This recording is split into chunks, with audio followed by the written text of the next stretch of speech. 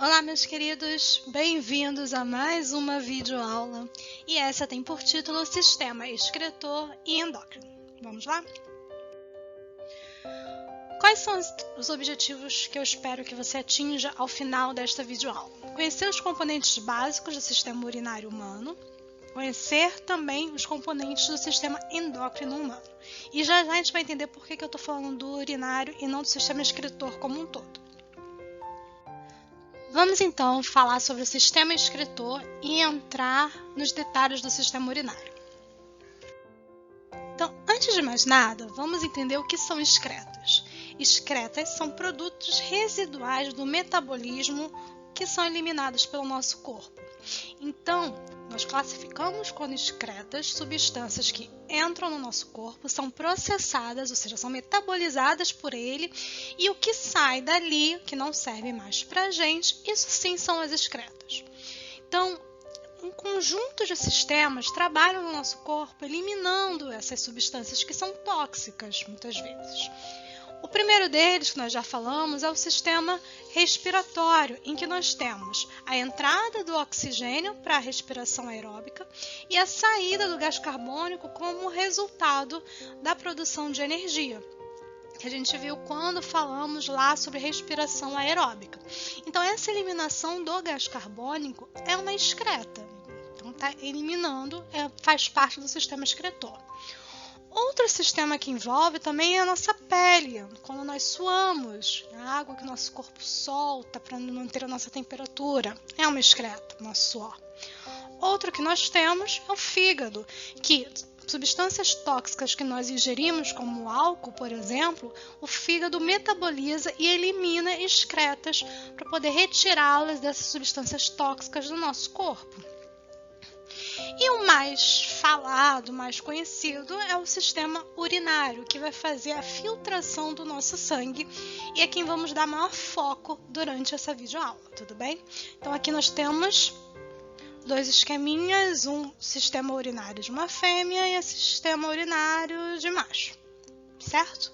Então vamos entender esse sistema. O sistema urinário ele é formado por 4 partes principais.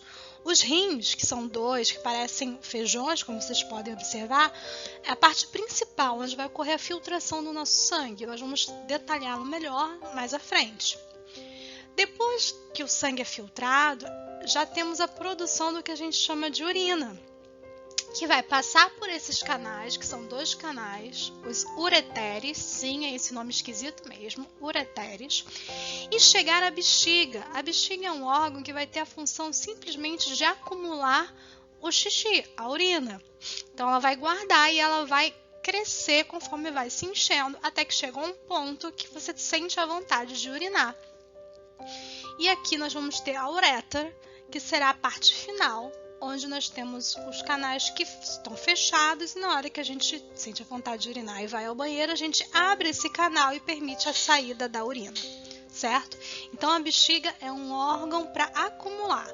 Diferente das aves que não possuem a bexiga, a gente consegue segurar o xixi. As aves não, as aves estão o tempo todo eliminando a urina porque elas não possuem um órgão como a bexiga, certo?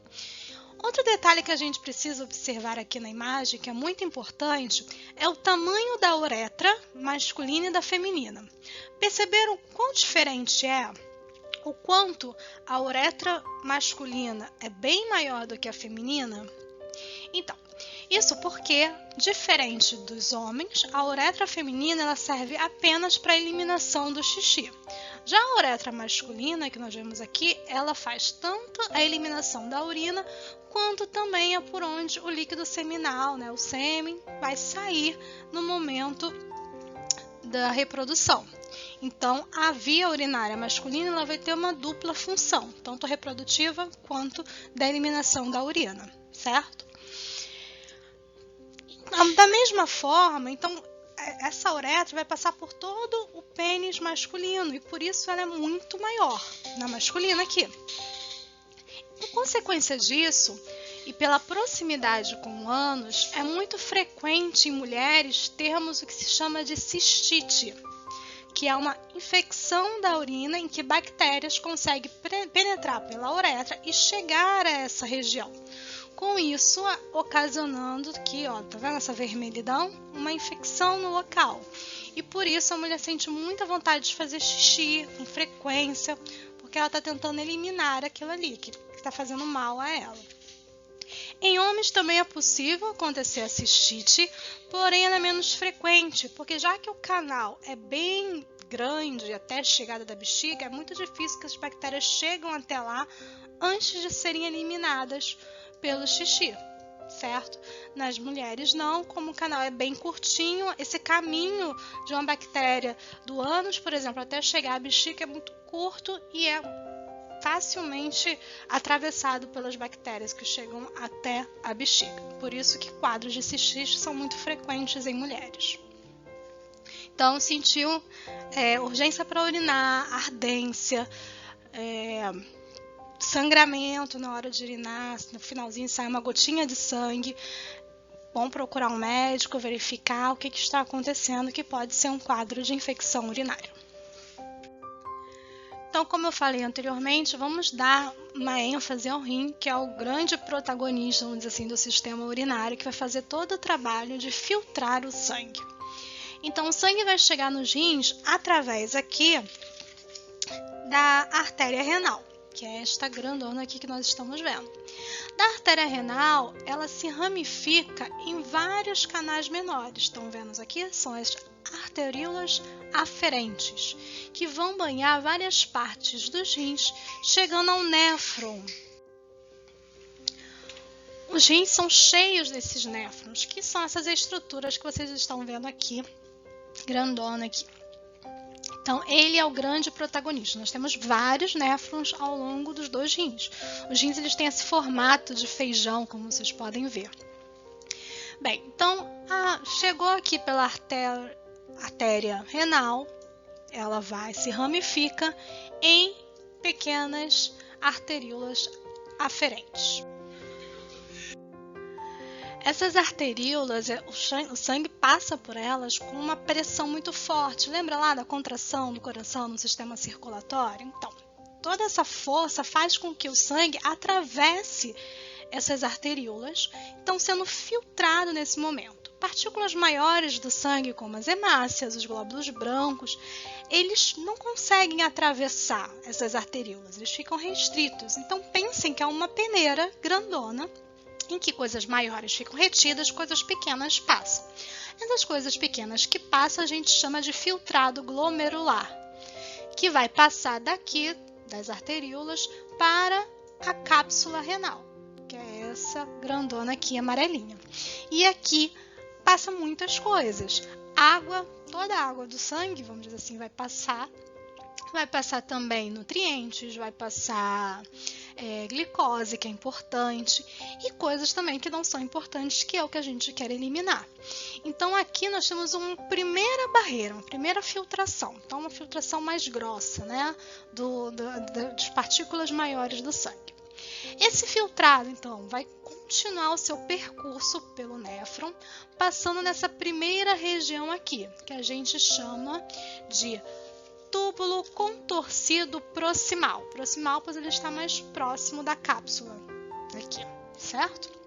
Então, nessa primeira região, que é onde vamos ter esse primeiro filtrado chegando, a maior parte do que vai acontecer ali é reabsorção de nutrientes. Nutrientes como glicose, sais importantes para o nosso corpo que a gente não pode perdê-lo.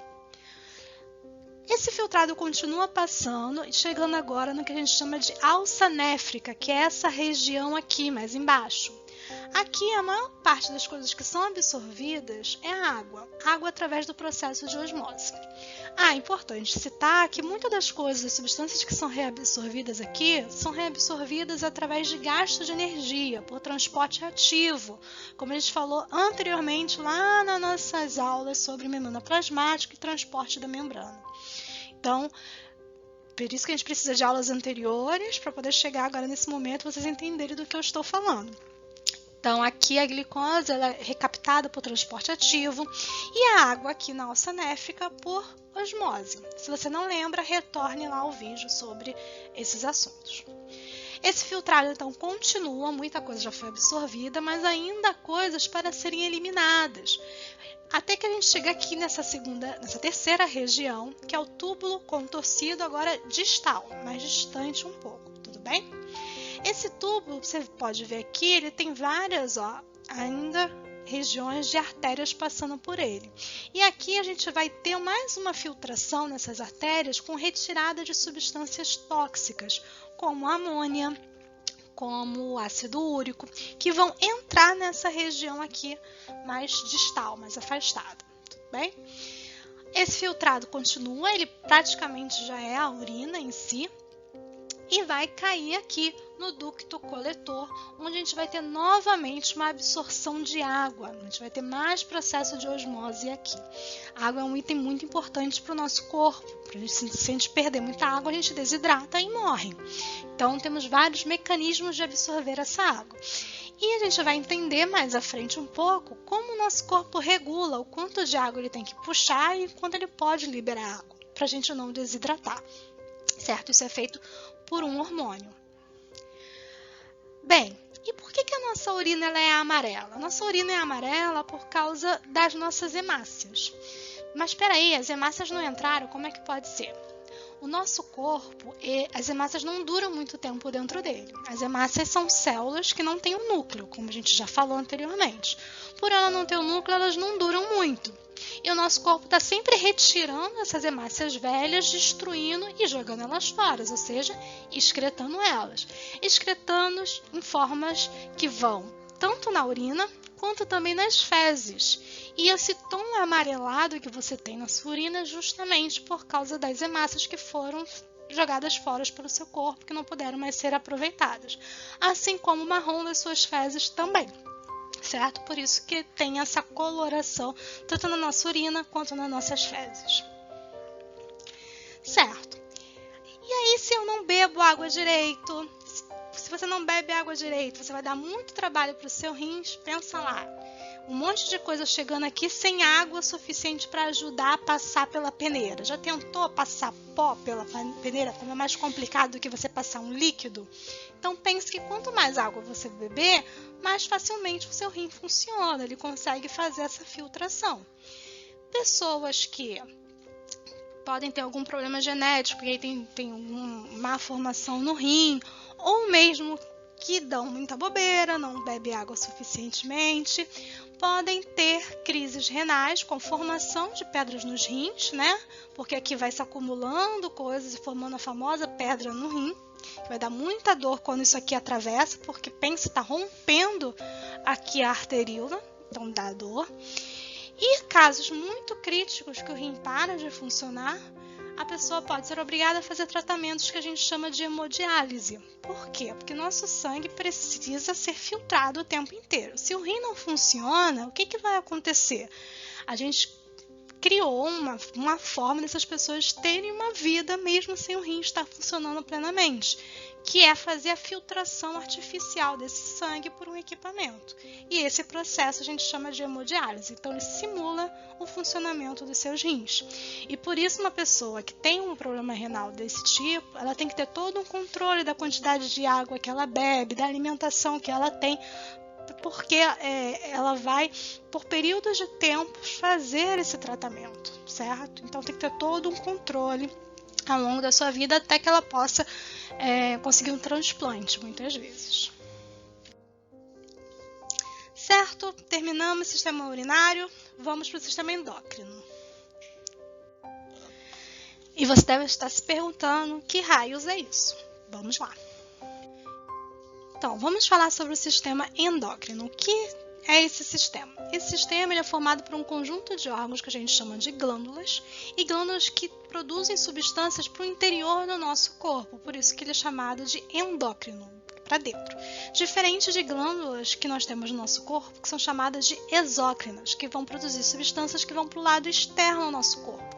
Um exemplo são as glândulas sudoríparas, que o suor que a gente produz vai eliminar pela nossa pele, né, para o exterior, e das glândulas mamárias pela produção do leite.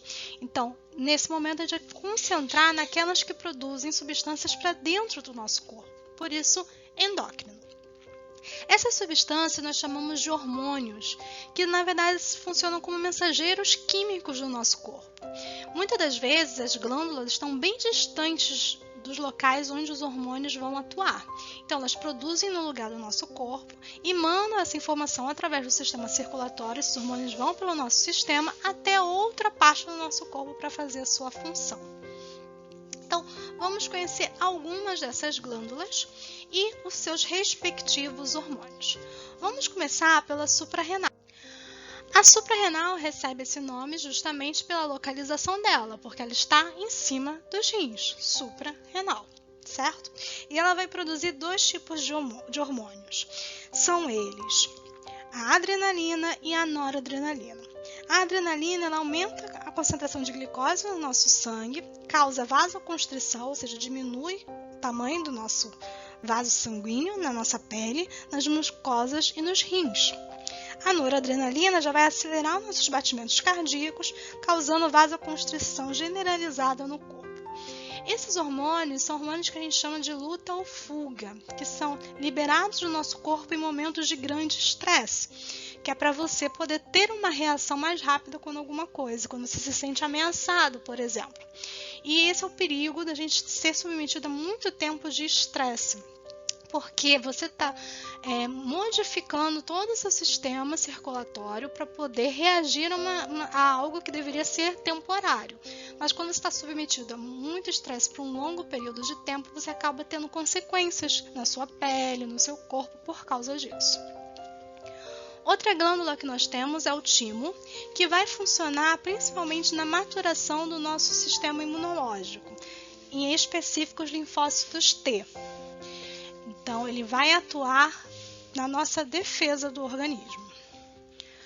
Outra glândula é o pâncreas, que vai produzir dois tipos de hormônio, a insulina e o glucagon. O pâncreas, com certeza, você já deve ter ouvido falar bastante dele, principalmente por causa da diabetes.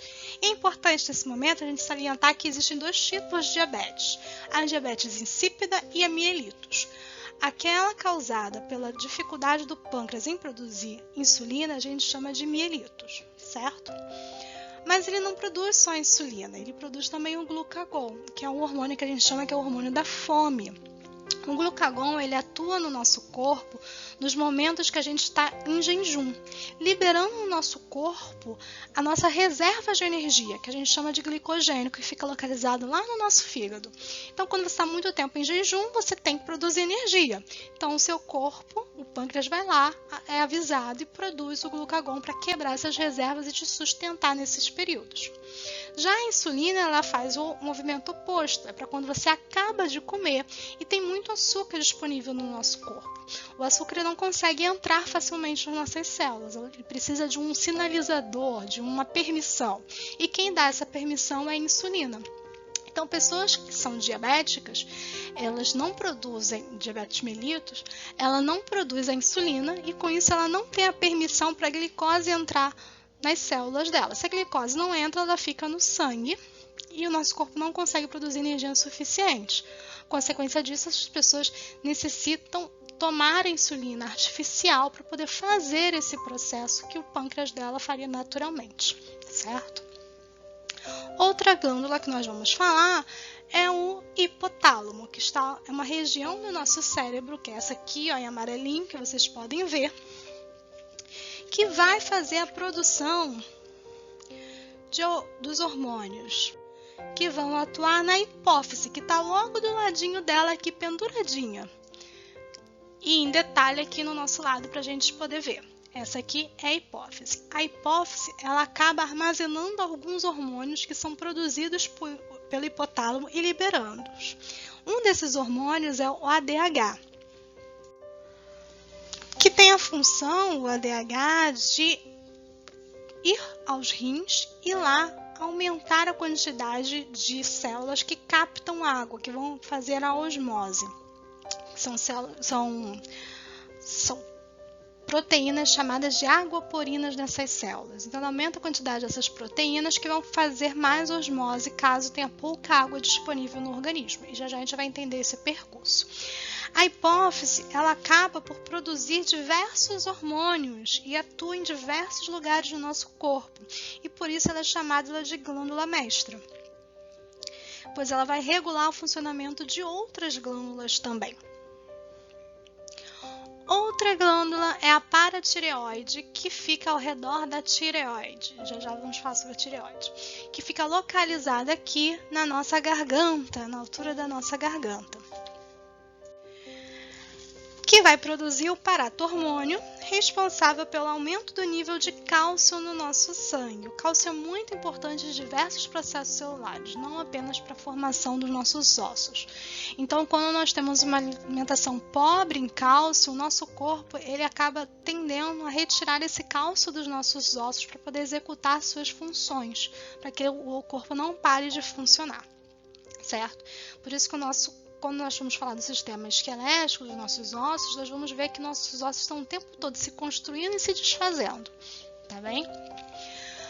Por fim, nós chegamos às gônadas às glândulas que estão, no caso das mulheres, os ovários, no caso dos homens, os testículos, que vão produzir os hormônios, nas mulheres, a progesterona e o estrogênio, principalmente nos homens, a testosterona. É importante que vocês entendam que homens e mulheres produzem esses 3 hormônios, porém em concentrações diferentes. Mulheres vão produzir muito mais progesterona e estrogênio do que testosterona, mas há uma leve produção de testosterona. Homens acontece o inverso, vão produzir predominantemente testosterona, mas também tem uma leve produção de progesterona e estrogênio.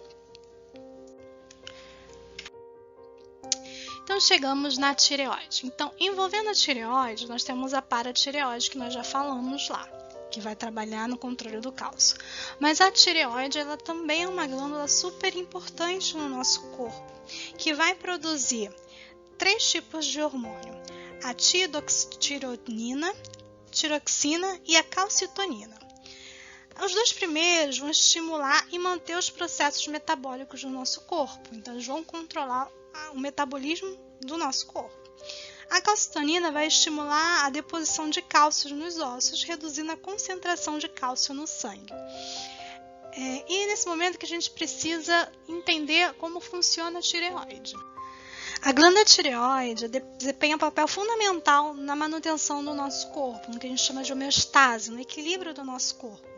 Durante toda a nossa vida, esses hormônios ajudam a manter normais a nossa pressão sanguínea, o nosso ritmo cardíaco, o tônus muscular e também as funções sexuais.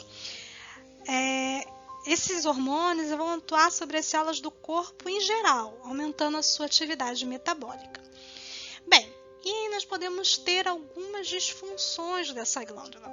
Quando essa glândula trabalha demais, quando elas produzem hormônios demais, a gente tem o que a gente chama de hipertiroidismo. Ela cresce, tá vendo aqui, de tamanho, que é esse quadrinho aqui do lado. E forma o que a gente chama de bócio, que é um crescimento embaixo no pescoço da pessoa. A consequência disso é que a temperatura corporal dessa pessoa se eleva, ocorre sudorese intensa, perda de peso, irritabilidade e pressão sanguínea mais alta. Um quadro esse que classifica como hipertiroidismo. A glândula está produzindo em excesso. Em casos graves, pode ocorrer o crescimento anormal também dessa glândula, como eu falei, formando pápio ou bócio. Os olhos da pessoa tornam-se também arregalados, saltando das órbitas, no que a gente chama de exoftalmia. Esse quadro clínico é chamado de bócio exoftalmico. Agora pode acontecer o contrário também, a glândula não trabalhar o suficiente, como é o que a gente está vendo aqui do lado, quando ela não produz hormônios o suficiente. A consequência disso é que a temperatura corporal diminui, a pessoa se torna ressecada, a pressão sanguínea diminui e a pessoa afetada se torna apática e tende a engordar por causa disso, já que o metabolismo dela está funcionando mais lentamente. Esse quadro clínico, resultante de uma queda generalizada na atividade metabólica, então nós chamamos de hipotiroidismo. A falta de iodo na nossa alimentação pode provocar o aumento da glândula, formando o que a gente chama de bócio carencial. No Brasil, nós não temos esse problema muito grande, porque o nosso sal ele recebe o iodo, por isso que ele é chamado de sal iodado, justamente para evitar esses quadros de carência de iodo.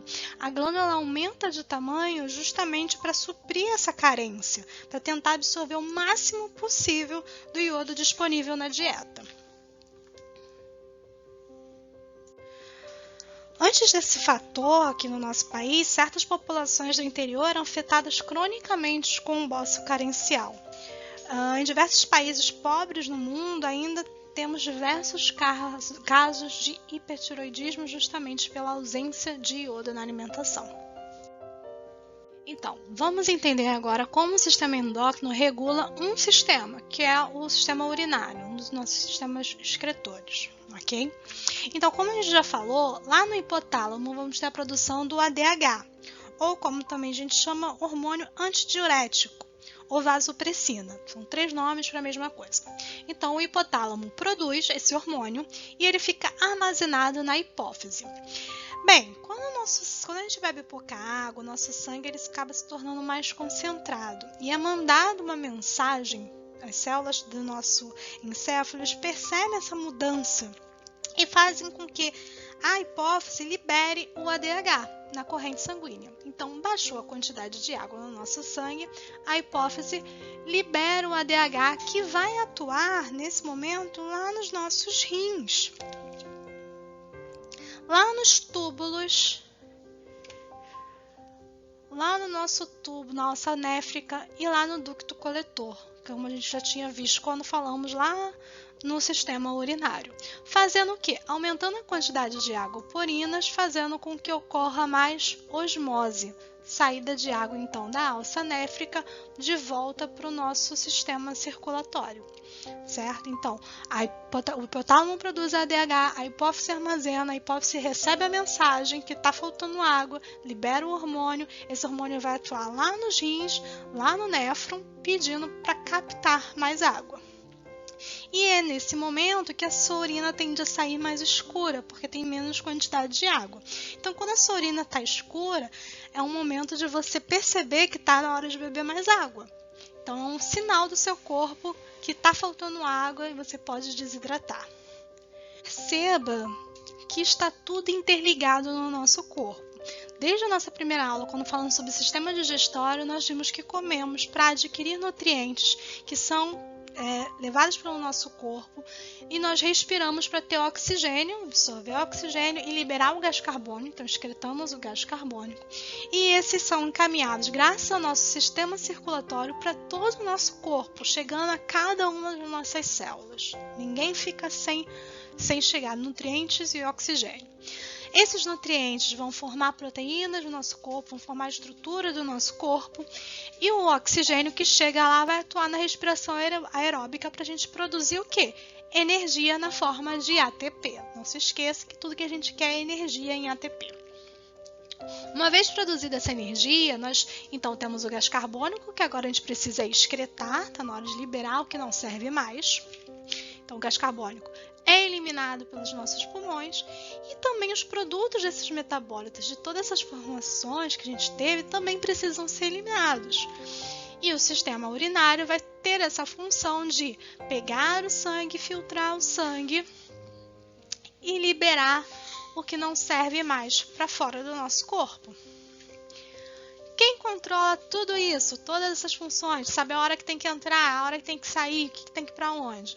As nossas glândulas, o sistema endócrino, graças aos nossos mensageiros químicos, que são os hormônios. Ufa! Ainda tem mais pela frente, mas vamos juntos até o final. Espero que vocês tenham gostado do vídeo.